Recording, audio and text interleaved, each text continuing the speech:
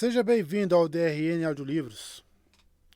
Se não for inscrito ainda, peço que se inscreva no nosso canal. Acompanhe os nossos audiolivros aí. A gente tem bastante conteúdo. Se você deseja um livro e não tiver no canal ainda, deixa nos comentários aí que eu sempre faço uma lista e tento ir atrás assim que possível. Se quiser nos dar uma força, a gente tem o Apoia-se, o Seja Membro e também o Pix. Sempre fica na descrição do canal e na descrição dos vídeos. E muito obrigado por estar acompanhando a gente nessa jornada. E vamos para as nossas leituras. Capítulo 42. Uma folha a menos. Perrin estava parado perto dos carroções dos Tuatha Han, sob o sol forte, sozinho, sem flecha nem dor no corpo. No meio dos carroções havia lenha empilhada já pronta para ser acesa sob panelas de ferro penduradas em tripés, e roupas estavam penduradas nos varais. Não se via gente nem cavalos. Perrin não usava casaco ou blusa, e sim um comprido colete de ferreiro que deixava os braços à mostra. Aquele poderia ser qualquer sonho, talvez, exceto pela consciência de que era um sonho. E Perrin conhecia a sensação do sonho de lobo, a realidade e a concretude da grama alta ao redor de suas botas, da brisa que soprava do oeste e bagunçava seus cabelos cacheados, dos carvalhos e pinheiros espalhados pelo campo aberto. No entanto, os carroções berrantes dos atoeiros não pareciam reais. Tinham um ar de insubstancialidade. Passavam a sensação de que iriam piscar e desaparecer a qualquer momento. Os atoeiros nunca permaneciam muito tempo em um lugar. Nenhum solo os segurava. Perguntando-se quanta influência a terra exercia sobre ele, Perrin pousou a mão no machado e olhou para baixo, surpreso. O que pendia no passante do cinto era o pesado martelo de ferreiro, não o machado. Ele franziu a testa. Um dia teria escolhido esse caminho, até pensara que tinha, mas sem dúvida não era mais o caso. O machado. Escolhera o machado. A cabeça do martelo de súbito transformou-se em uma lâmina em meia-lua e uma ponteira grossa. Então tremulou e reassumiu a forma do cilindro robusto de aço frio. Depois flutuou entre as duas. Por fim, repousou como um machado, e ele expirou lentamente. Isso nunca acontecera antes. Ali, conseguia alterar as coisas com facilidade, pelo menos as que tinham relação com ele mesmo. E eu quero o machado, disse com firmeza. O machado. Ao olhar em volta, Perrin viu apenas uma casa de fazenda ao sul, com os cervos pastando no campo de cevada, rodeado por um muro de pedra bruta. Não sentia a presença de lobos e não chamou o saltador. O lobo poderia vir ou não, poderia nem ouvir, mas havia grandes chances de o matador estar em algum canto por ali.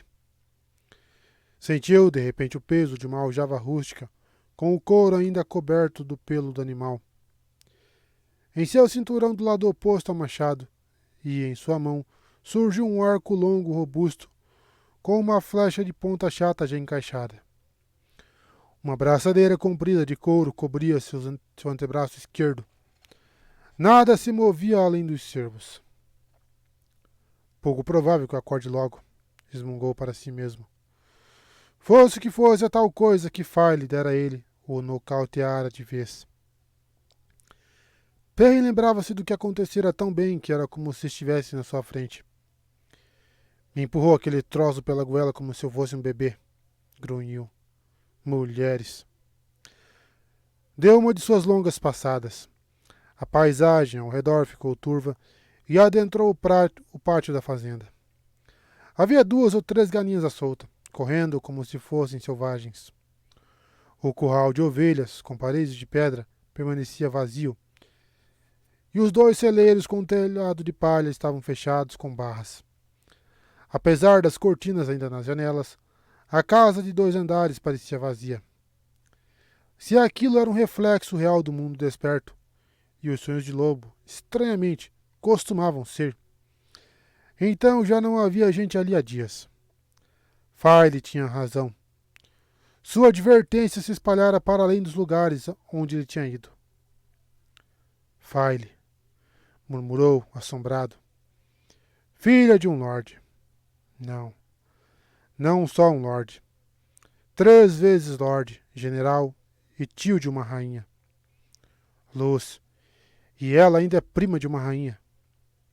E amava um simples ferreiro. As mulheres eram estranhas e surpreendentes. Procurando ver até onde as notícias tinham chegado, Perrin zigue-zagueou por mais da metade do caminho até a trilha de Devon, 1 milha ou mais a cada passada, retornando e entrecortando o caminho de ida. A maioria das fazendas que via mostravam mesmo vazio. Em menos de 1 a cada 5 havia sinais de algum habitante, como janelas e portas abertas, bonecas, argolas e cavalos esculpidos em madeira caídos na soleira de uma porta. Os brinquedos, em especial, faziam seu estômago revirar. Ainda que não tivesse acreditado no aviso dele, sem dúvida poderiam ter acreditado nas muitas fazendas incendiadas, pilhas de vigas de madeiras desabadas, chaminés pretas de fuligem, mais parecendo dedos mortos e rígidos. Ele se inclinou para ajeitar uma boneca de rosto vítreo e sorridente e um vestido com bordado de flores. Alguma mulher amava muito a própria filha para ter todo aquele trabalho de costura. E piscou. A mesma boneca permanecia nos degraus de pedra bruta, de onde acabara de apanhá-la. Quando estendeu o braço, a que estava em sua mão sumiu. Lampejos negros no céu o distraíram de seu espanto. Corvos. Um grupo de 20 ou 30 voava em direção à floresta do oeste. Em direção às montanhas da névoa, onde tinham visto o matador pela primeira vez. Perrin observou com frieza enquanto os corvos se esvaneciam até virar pontinhos negros e desaparecer. Então partiu atrás deles. A cada passada ligeira e comprida, avançava 5 milhas. A paisagem ao redor toda borrada, exceto nos momentos entre um passo e outro.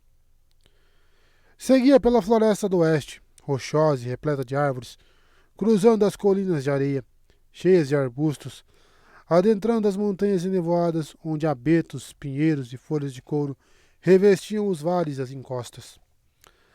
Avançou até chegar ao mesmo vale onde vira pela primeira vez o homem que Saltador chamava de Matador, até a encosta da montanha por onde retornara a tear.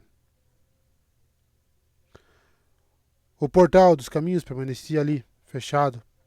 A folha de Avendesor era aparentemente apenas uma entre uma miríade de folhas e trepadeiras entalhadas com detalhes intrincados. Árvores isoladas, encarquilhadas e marcadas pelo vento, pontilhavam o solo esparso na pedra polida onde Maneterem fora incendiada. A luz do sol cintilava sobre as águas do Maneterendrele mais abaixo. Um vento fraco vindo do vale trazia cheiro de cervos, coelhos e raposas.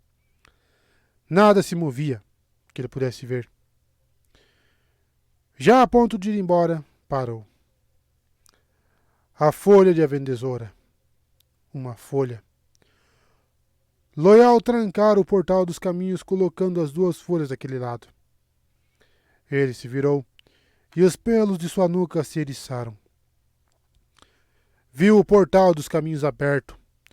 2 massas iguais de folhagem viva revolvendo com a brisa, expondo aquela superfície prateada e opaca. Seu reflexo brilhava sobre ela. Como assim? Perguntou-se. Loial trancou essa porcaria. Sem se dar conta de que cruzara a distância até a entrada, viu-se de súbito bem diante do portal dos caminhos. A folha de 3 pontas não estava no meio do emaranhado verdejante do lado de dentro dos 2 portões. Era estranho pensar que, naquele mesmo instante, no mundo desperto, alguém ou algo estava passando bem onde ele se encontrava. Perrin tocou a superfície opaca e grunhiu. Poderia muito bem ser um espelho. Sua mão deslizou na superfície como deslizaria por sobre o vidro mais delicado. De canto de olho, notou que de repente a folha de aventesoura voltara ao lugar do lado de dentro e deu um salto para trás no exato instante em que o portal dos caminhos começou a se fechar. Alguém ou algo saíra ou entrara. Saiu. Só pode ter saído. Queria duvidar que fossem mais Trollocs e desvanecidos a caminho de 2 rios. Os portões se fundiram, transformando-se outra vez em pedra entalhada. A sensação de estar sendo observado foi a única advertência que teve. Saltou para o lado. Teve uma visão borrada de algo passando feito um raio onde seu peito estivera. Uma flecha. Tinha dado um daqueles saltos que transformavam o mundo ao redor em um borrão e pousou em uma encosta ao longe. Então saltou outra vez, saindo do vale de Manetheren e entrando em uma planície com imensos abetos. Depois repetiu o movimento. Corria, pensando depressa, reprisando em somente o vale e aquele breve vislumbre da flecha. Tinha vindo daquela direção e tinha aquele ângulo quando o alcançou. Então só podia ter vindo de... O último salto levou de volta a uma encosta acima da sepultura de Manetheren. Ficou agachado entre uns poucos pinheiros entortados pelo vento, o arco preparado para atirar. Abaixo dele, de entre as árvores mirradas e os pedregulhos, a flecha fora disparada. Matador devia estar em algum ponto ali embaixo. Tinha de estar. Sem pensar, Perrin saltou para longe e as montanhas se transformaram em um borrão cinza, marrom e verde. Quase, grunhiu. Quase repetira o erro da Floresta das Águas. Mais uma vez, pensara que o inimigo se deslocaria de acordo com sua vontade, que o esperaria onde Perrin desejasse. Dessa vez, correu o mais depressa que pôde. Apenas 3 saltos muito velozes até a beirada das colinas de areia, torcendo para não ter sido visto. Então deu a volta, saindo em um ponto mais alto da mesma encosta, bem acima, onde o ar era mais rarefeito e as poucas árvores eram arbustos de troncos grossos, a 50 passadas de distância uma da outra ou mais. Estava bem no alto, onde um homem poderia se posicionar para vigiar outro que pretendesse chegar sorrateiro ao local de onde aquela flecha fora disparada. E lá estava sua presa, 100 passos abaixo, cabelos e casacos escuros. Um homem alto, acocorado ao lado de um afloramento de granito do tamanho de uma mesa, o arco na mão, analisando a encosta mais abaixo com uma paciência dedicada. Era a primeira vez que Perrin dava uma boa olhada no sujeito. 100 passadas era uma distância curta para seus olhos. O casaco daquele matador tinha o estilo das terras da fronteira, e o rosto parecia tanto com o de Lã que os dois poderiam ser irmãos. Só que Lã não tinha irmãos, ou nenhum parente vivo, até onde Perrin sabia, e, ainda que tivesse, o sujeito não estaria ali. Pois bem, o homem era das terras da fronteira. Talvez Shienarano, embora seus cabelos fossem mais compridos, sem as laterais raspadas de forma a restar apenas o rabo de cavalo, e presos com uma corda de couro como os de Lã. O homem não podia ser Malquiere. Lã era o último Malquiere vivo. Fosse lá de onde o sujeito viesse, Perrin não sentiu remorso algum em preparar o arco e mirar a flecha de ponta larga para as costas do matador. O homem tentara matá-lo em uma emboscada. Um disparo em costa abaixo seria complicado. Talvez tivesse demorado demais, ou talvez o sujeito tivesse sentido o olhar frio que Perrin lhe direcionava. Mas de súbito o matador tornou-se um borrão, disparando para longe em direção ao leste. Perrin soltou um palavrão e saiu atrás, 3 passadas até as colinas de areia, mais uma até a floresta do oeste. O matador desapareceu entre os carvalhos, as folhas de couro e a vegetação rasteira. Perrin parou e escutou. Silêncio. Os esquilos e pássaros estavam imóveis. Inspirou profundamente. Um pequeno bando de cervos passara por ali havia pouco tempo. Também sentiu o leve traço de algo. Era humano, porém frio demais para ser um homem, desprovido demais de emoção. Um odor cuja familiaridade instigava seu pensamento. O matador estava próximo. O ar parecia tão inerte quanto a floresta. Não havia qualquer brisa para informar de onde vinha aquele cheiro. Belo truque, olhos dourados. Trancar o portal dos caminhos. Perry ficou tenso, apurando os ouvidos.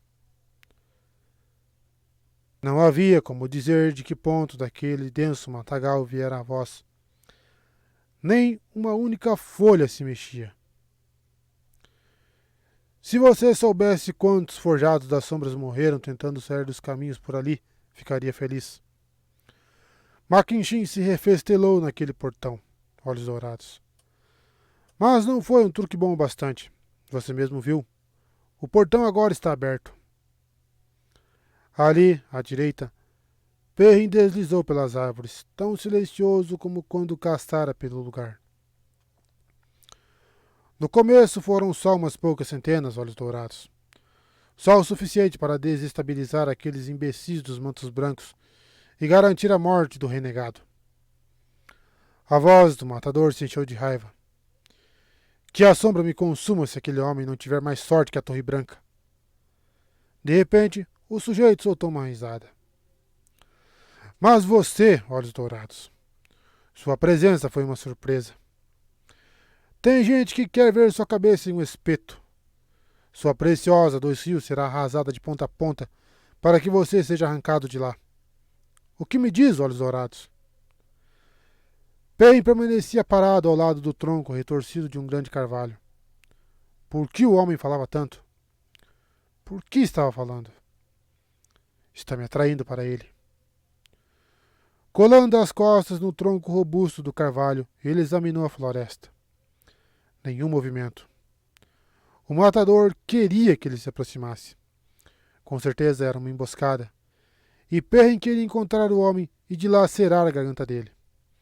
No entanto, poderia acabar morrendo e, se isso acontecesse, ninguém saberia que o portal dos caminhos estava aberto, nem que os Trollocs estavam avançando às centenas, talvez aos milhares. Não entraria no jogo do matador. Com um sorriso infeliz, saiu do sonho de lobo, se forçando a acordar e...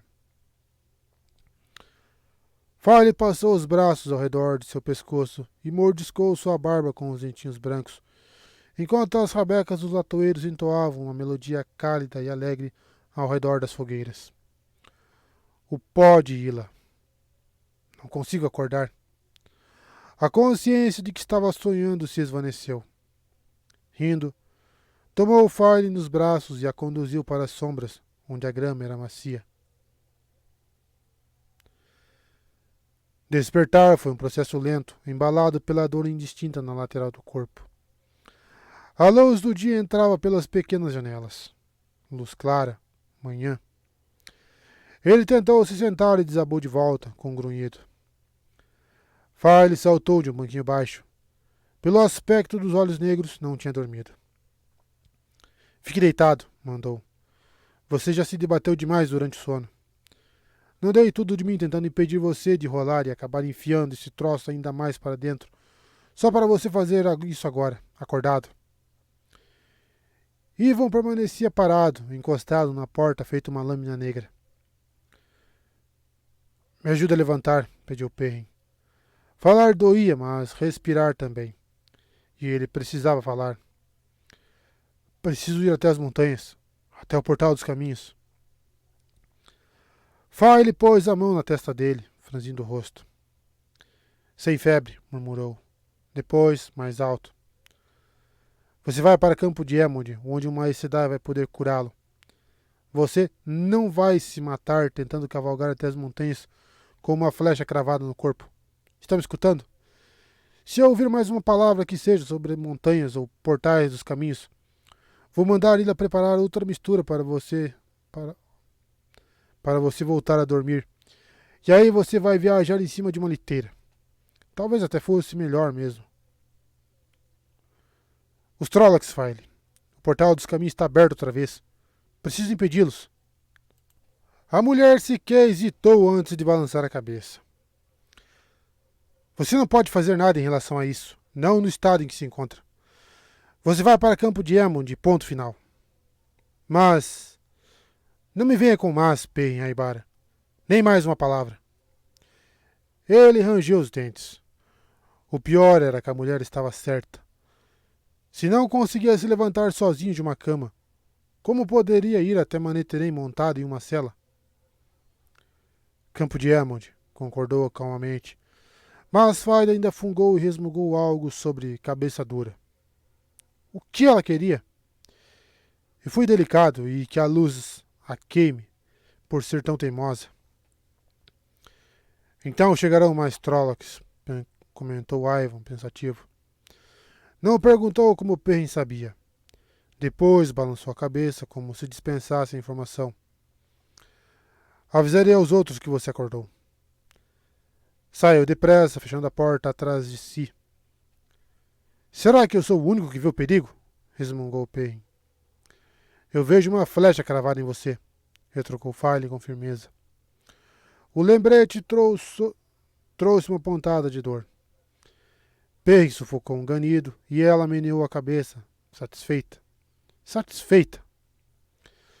Queria se levantar e partir naquele instante. Quanto mais cedo fosse curado, mais cedo poderia ir e fechar o portal dos caminhos. E dessa vez seria definitivamente. File insistiu em lhe dar o café da manhã na boca, um caldo espesso com purê de vegetais, próprio para um bebezinho banguela. Uma colherada de cada vez, com pausas para limpar o queixo, e não permitiu que ele comesse sozinho. Quando ele protestava ou pedia que ela acelerasse o ritmo, File o fazia engolir de volta as palavras com mais uma colherada de papa. Não permitiu sequer que ele lavasse o próprio rosto. Quando começou a escovar seus cabelos e pentear a barba, Perrin já havia caído em um silêncio digno. Você fica lindo de mau humor, comentou ela, e beliscou seu nariz. Ila, que naquela manhã usava blusa verde e saia azul, subiu no carroção trazendo o casaco e a camisa dele, ambos limpos e cerzidos. Para sua irritação, precisou da ajuda das duas mulheres para se vestir. Precisou de ajuda para se sentar, para se vestir. O casaco desabotoado e a camisa para fora da calça, emboladinha em volta do toco da flecha. Obrigado, Ila, disse, passando os dedos pelos remendos caprichados. A costura está excelente. Está mesmo, concordou a mulher. File é muito habilidosa com a agulha. A jovem enrubesceu e Perrin abriu um sorriso, pensando em como ela fora firme em dizer que nunca remendaria as roupas dele. Um lampejo nos olhos da garota o fez segurar a língua. Às vezes, o silêncio era a atitude mais sábia. Obrigado, File, disse, em vez de zombar em um tom sério. A jovem enrubesceu ainda mais. Depois que as mulheres o puseram de pé, Perrin conseguiu chegar às portas sem maiores dificuldades, mas precisou se apoiar nas duas para descer os degraus de madeira. Pelo menos os cavalos estavam selados, e todos os rapazes de Dois Rios reunidos, os arcos pendurados nas costas. De caras e roupas limpas, com apenas alguns curativos à mostra. Uma noite com os Tuathan fora claramente suficiente para melhorar os ânimos do grupo, mesmo dos que ainda pareciam não conseguir caminhar nem 100 passos.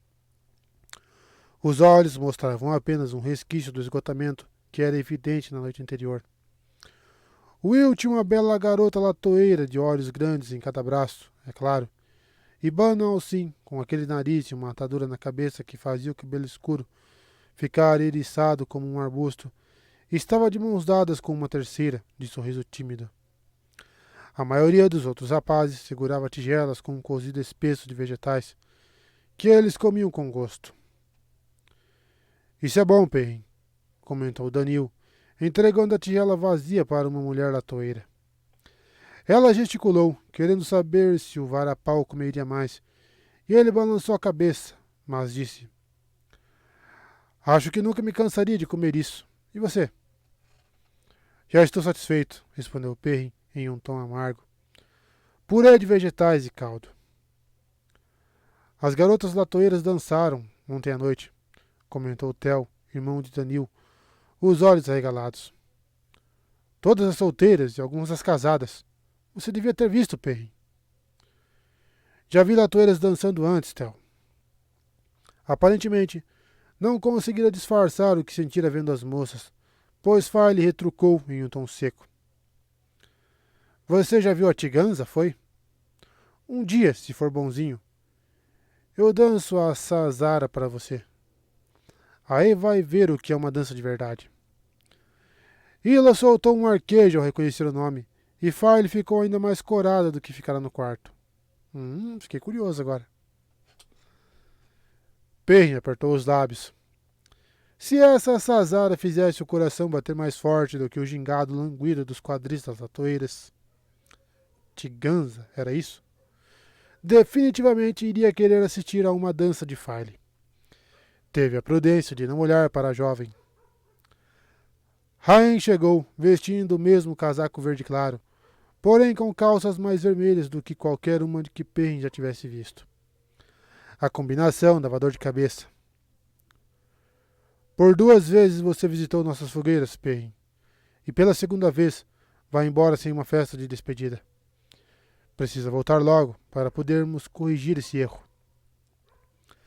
Afastando-se de Farley e Hila, consegui ao menos ficar de pé sozinho, Perrin pousou a mão no ombro do homem forte. Venha com a gente, Rain. Ninguém em Campo de Elmond fará mal a vocês. Pelo menos é mais seguro do que aqui fora, com os Trollocs. Rain hesitou, depois sacudiu o corpo, murmurando. Não sei como você consegue a proeza de me fazer sequer considerar esse tipo de coisa. Ele se virou e disse, em voz alta. Povo! Perrin nos chamou para ir com ele até sua aldeia, onde estaremos a salvo dos Trollocs. Quem deseja ir? Rostos em choque o encararam de volta. Algumas mulheres puxaram as crianças para perto, que se esconderam debaixo das saias das mães, como se a mera ideia já as assustasse. Entende, Perrin? Perguntou Rain. Para nós, a segurança está no deslocamento, não nas aldeias. Garanto a você que não passamos 2 noites no mesmo lugar e viajamos o dia inteiro até parar de novo. Talvez isso não seja o bastante, Rain. O Mahdi deu de ombros. Sua preocupação me comove, mas nós vamos ficar a salvo, se for o que a luz desejar. O caminho da folha não existe apenas para que não haja violência, interveio Hila com gentileza, mas para que aceitemos o que vem. A folha cai na hora certa, sem reclamar. A luz vai nos proteger enquanto não for a nossa hora.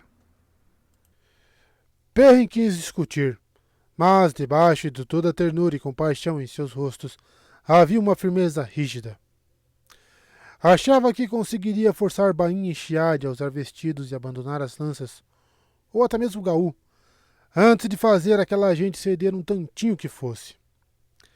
Rain apertou a mão de Perrin e, com isso, as mulheres começaram a dar abraços de despedida nos rapazes de 2 Rios e até em Yvon, e os homens trocaram apertos de mãos, todos rindo e desejando boa viagem, esperando que retornassem.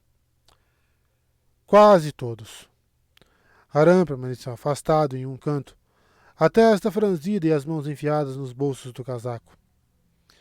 Na última vez que o encontrara, Perrin achou que o homem parecia meio azedo, o que era estranho para um latoeiro. Os homens não se contentaram em apertar a mão de Farley. Também a abraçaram. Perrin conseguiu manter a expressão serena quando alguns dos rapazes mais jovens exageraram no entusiasmo, apenas cerrando um pouco os dentes. Conseguiu sorrir. Nenhuma mulher mais jovem que Hila o abraçou, mesmo quando Farley permitia que alguma magrela de casaco pomposo a abraçasse e tentasse dar uns apertões de suas bochechas, parecia dar um jeito de vigiá-lo feito um cão de guarda.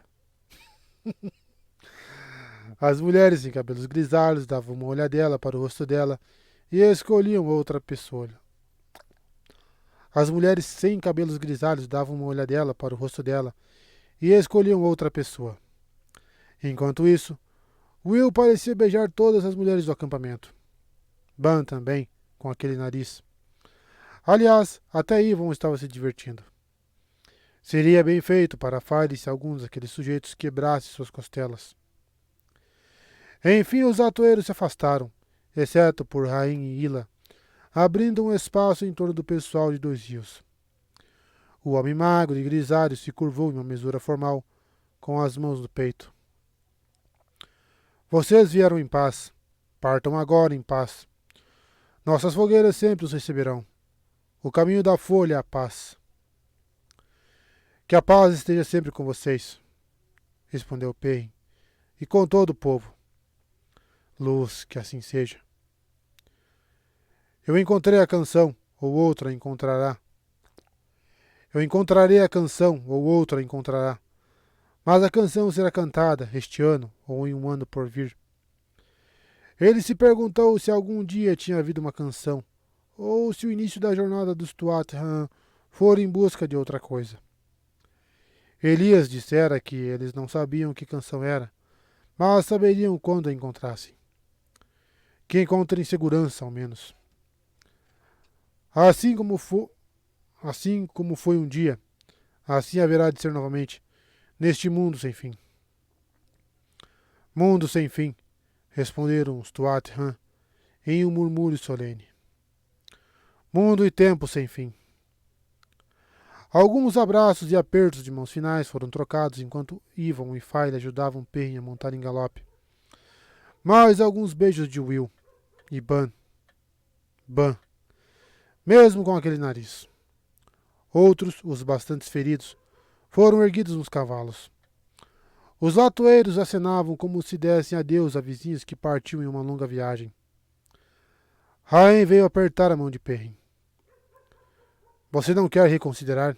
Indagou o rapaz de Dois Rios. Lembro que disse uma vez que havia maldade solta no mundo. Está pior agora, Rain. Está aqui. Que a paz esteja convosco, Perrin, respondeu Rain com um sorriso. E convosco, retrucou o rapaz em um tom triste. Os Aiel só apareceram quando o grupo já estava uma milha ao norte do acampamento dos latoeiros. Bain e Chiald olharam para File antes de seguir adiante, até a posição de sempre. Perrin não sabia ao certo o que as duas pensavam que poderia acontecer com File no meio dos Tuatha. Gaul postou-se ao lado de galope, caminhando a passos largos sem esforço. O grupo não avançava muito depressa, com metade dos homens a pé. Ele lançou um olhar avaliativo a Evan, como de costume, antes de se virar para Perrin. Sua ferida melhorou? A ferida doía terrivelmente. Cada passo do cavalo dava um solavanco naquele toco de flecha. Estou ótimo, respondeu sem cerrar os dentes. Talvez consiga até dançar em Campo de Elmwood hoje à noite. E você? Passou uma noite boa jogando o beijo da donzela? Gaul tropeçou e quase caiu de cara no chão. O que houve? Quem foi que você ouviu sugerir esse jogo? Perguntou o Aiel baixinho, com o olhar fixo à frente. Chiad. Por quê? Chiad, resmungou Gaul. A mulher é Goshin. Goshin. Eu devia levá-la de volta às águas quentes como Gaishain. As palavras pareciam raivosas, mas não no tom singular do homem. Chiad. Pode me dizer qual é o problema? Um Mirdraal tem menos astúcia que uma mulher, respondeu Gaul impassível. E um troll que luta com mais honra. Depois de um instante, acrescentou, em um tom feroz e mais baixo. E um bode é mais sensato. Então apressou o passo e correu adiante para se juntar às donzelas. Não falou com elas, pelo que Perrin pôde perceber. Apenas reduziu a marcha para caminhar ao lado das duas. Você entendeu alguma coisa? Perguntou o Perrin a Ivan. O guardião balançou a cabeça. File fungou com desdém. Se ele está pensando em causar problemas a elas, as duas vão pendurá-lo de cabeça para baixo em um galho para esfriar a cabeça. Você entendeu? Perguntou. O que Perrin interpretou como uma negativa. Acho que talvez precise cruzar outra vez com o acampamento de Rain. Tem muito tempo que não vejo a Tiganza. Foi interessante. Ela resmungou algo entre dentes, mas ele entendeu. Você é que devia ser pendurado de cabeça para baixo. Perrin olhou para baixo e abriu um sorriso. Mas não vou precisar. Você prometeu dançar essa tal de Sazara para mim. Um rubor subiu pelo rosto da jovem. É parecida com a Tiganza? Quer dizer, se não for, não faz muito sentido. Seu idiota descerebrado, gritou ela de repente, cravando os olhos em Perrin. Homens deitaram seus corações de fortunas aos pés de mulheres que dançaram a Sazara. Se minha mãe suspeitasse que sei dançar. File cerrou os dentes como se tivesse falado demais e voltou a olhar para a frente. O rubor a cobria por inteiro, desde os cabelos escuros até o decote do vestido. Não tem motivo para você dançar, murmurou ele. Meu coração e fortuna já estão inteirinhos a seus pés. File tropeçou, depois riu baixinho, e pressionou o rosto contra a panturrilha dele, coberta pela bota. Você é esperto demais, sussurrou. Um dia vou dançar para você e seu sangue vai ferver. Você já faz isso comigo, respondeu o Perrin, e a jovem riu outra vez. Ela enfiou o braço por trás do estribo e abraçou a perna dele enquanto caminhava. Depois de um tempo, nem a ideia de File dançando, ele imaginou como seria, exagerando a dança das atoeiras, mas tinha que ser muito impressionante para superar. Era capaz de competir com a dor na lateral do corpo. Cada passo de galope era uma agonia. Ele se aguentava com as costas bem retas. Parecia doer um pouquinho menos se sentasse desse jeito. Além do mais, não queria estragar a injeção de ânimo que os Tuatha tinham dado ao grupo. Os outros homens também estavam empertigados nas celas, mesmo os que no dia anterior pareciam cabisbaixos e coxos. Iban, Danil e os outros caminhavam de cabeça erguida. Perrin não seria o primeiro a esmorecer.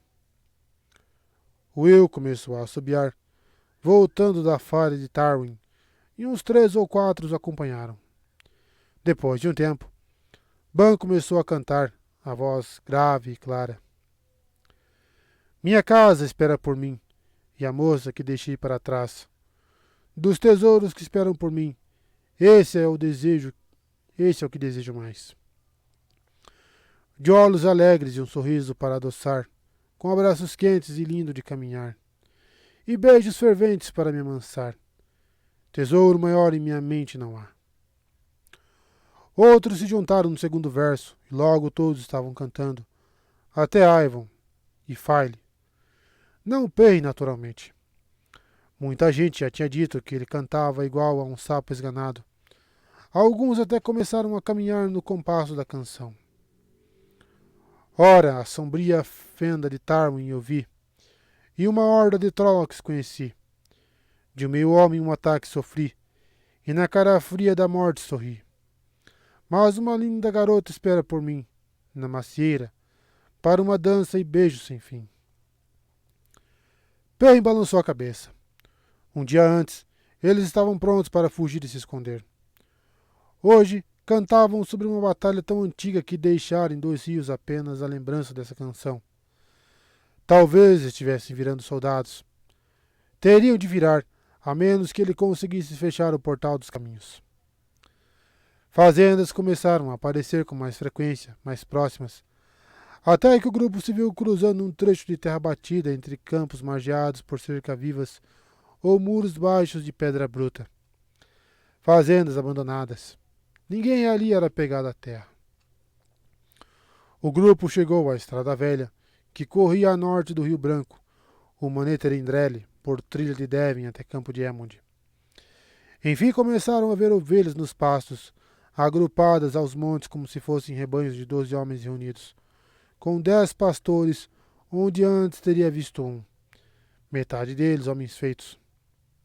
Pastores levando arcos os observaram passar, cantando a plenos pulmões, sem saber muito o que pensar. Perrin também não soube o que pensar de sua primeira visão de campo de Emond, e pelo jeito como a cantoria titubeou e morreu, nem os outros homens de 2 rios. As árvores, cercas e sebes mais próximas da aldeia haviam simplesmente desaparecido, sido cortadas. As casas mais a oeste de Campo de Emond um dia estiveram rodeadas das árvores da orla da floresta do oeste.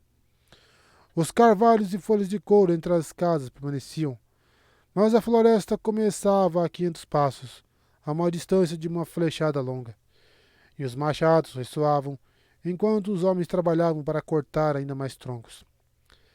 Fileiras e mais fileiras de estacas da altura da cintura de um homem, cravadas inclinadas no chão, rodeavam a aldeia a uma curta distância das casas, formando um cercado contínuo de pontas afiadas, exceto onde passava a estrada. Nos intervalos entre as estacas, havia homens parados feito guardas, alguns vestindo parte de armaduras antigas ou camisas de couro com discos de aço enferrujados costurados. Uns poucos usando capes velhos e amassados, com lanças de caça, alabardas desenterradas dos sótãos ou ganchos presos a bastões compridos. Mais homens e também alguns garotos, todos com arcos nas mãos, vigiavam do alto de alguns dos telhados de sapê. Levantaram-se ao avistar Perrin e os outros chegando e gritaram para os que estavam embaixo. Ao lado da estrada, atrás das estacas, havia uma geringonça feita de madeira e uma corda grossa retorcida, e, bem perto, uma pilha de pedras maiores que uma cabeça humana. Ivan percebeu a carachada de Perrin enquanto se aproximavam. Catapultas, comentou o guardião. Já são 6. Seus carpinteiros souberam o que fazer quando Thomas e eu mostramos como eram as máquinas.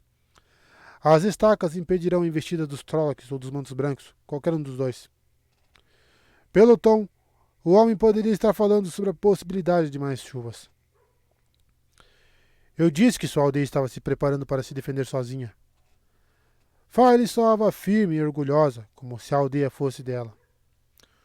Um povo forte para uma terra tão branda. Quase poderiam ser de Saldaea. Moirane sempre disse que o sangue de Maneterim ainda corre forte por aqui. Perrin só conseguiu balançar a cabeça. As ruas de terra batida estavam quase apinhadas o bastante para uma cidade. Os espaços entre as casas, repletos de carros e calções. Dava para ver ainda mais gente atrás das portas abertas e janelas sem cortinas. A multidão abriu espaço para Yvon e Uzziel, e murmúrios e sussurros os acompanharam pelas ruas. É Perrin Olhos Dourados! Perrin Olhos Dourados!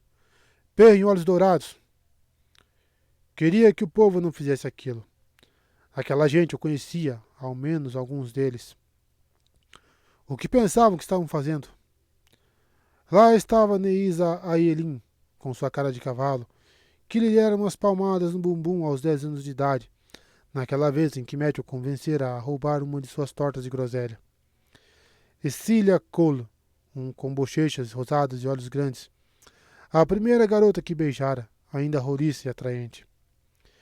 E Pel Aidair, com seu cachimbo e sua cabeça careca, que ensinara Perrin a caçar trutas com as mãos. Além da própria Daisy Congar, uma mulher alta e corpulenta, que fazia Ausbeth Luhan parecer meiga, e seu marido, Witch, um homem magrelo, sempre sobrepujado pela esposa. Todos o encaravam e sussurravam para o povo de fora, que talvez não soubesse quem ele era. Quando o velho Sembuia ergueu um garoto nos ombros apontando para Perrin e falando de um jeito animado, o rapaz grunhiu.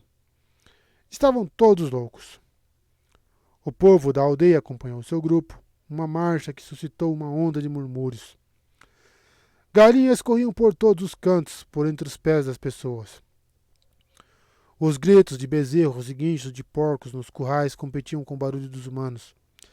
Ovelhas se apinhavam pelo campo comunitário e vacas leiteiras malhadas pastavam a grama na companhia de gansos cinza e brancos.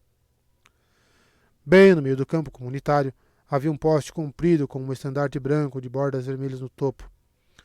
O tecido tremulava devagar, exibindo a cabeça vermelha de um lobo. Perry encarou Fire, mas a jovem balançou a cabeça, tão surpresa quanto ele. Um símbolo. Perry não tinha ouvido Veren se aproximar, mas agora percebia os sussurros baixinhos de Aes Sedai ao redor dela. Ivo não parecia surpreso. O povo a encarava, assombrado. O povo precisa de símbolos, prosseguiu Veren, pousando a mão no ombro de Galope. Quando Alana contou aos aldeões o quanto os Trollocs temiam os lobos, todo mundo começou a achar esse estandarte uma ótima ideia.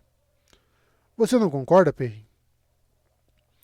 Havia uma frieza na voz dela. Seus olhos escuros o encaravam feitos de um pássaro. Um pássaro prestes a apanhar um verme? Fico me perguntando o que a Rainha Morgase vai pensar disso, comentou Fire. Isso aqui faz parte de Andor. Rainhas não gostam muito de ver estandartes estranhos sendo erguidos em seus domínios. São só linhas no mapa, retrucou Perrin. Era bom estar parado.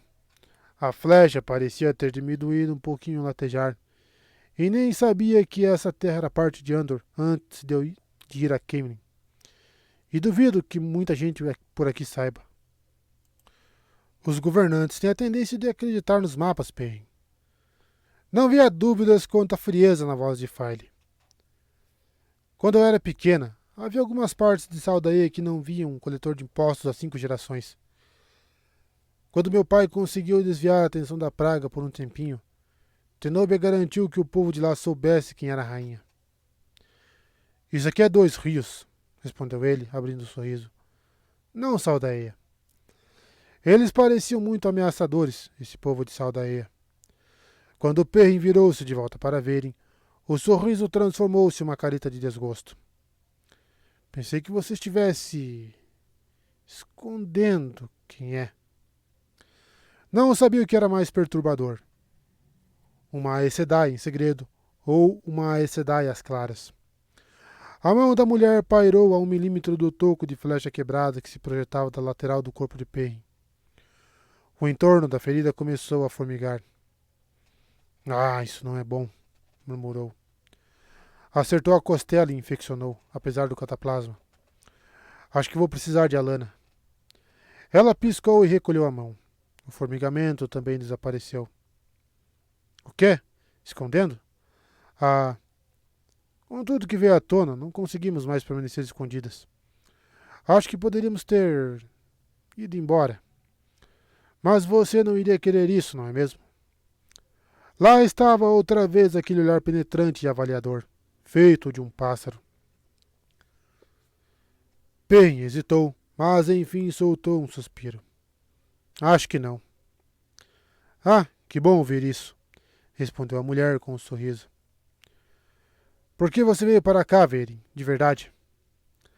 Ah, Aes Sedai pareceu não ouvi-lo, ou não quis ouvir.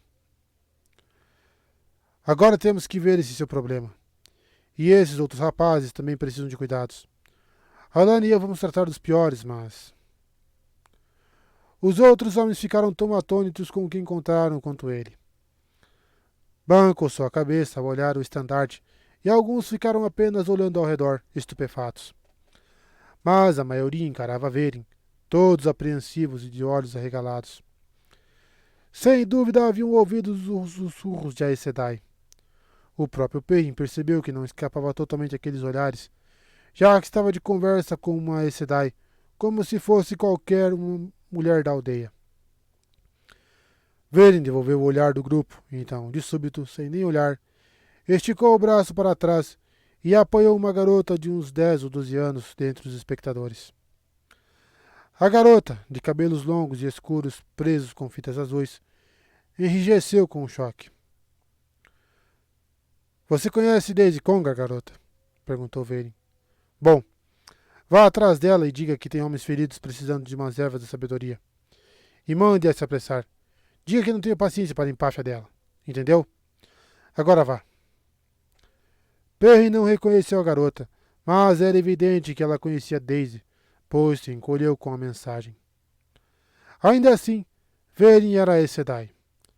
Depois de um instante avaliando o que era pior, desde Congar ou uma Aes Sedai, a menina disparou pela multidão.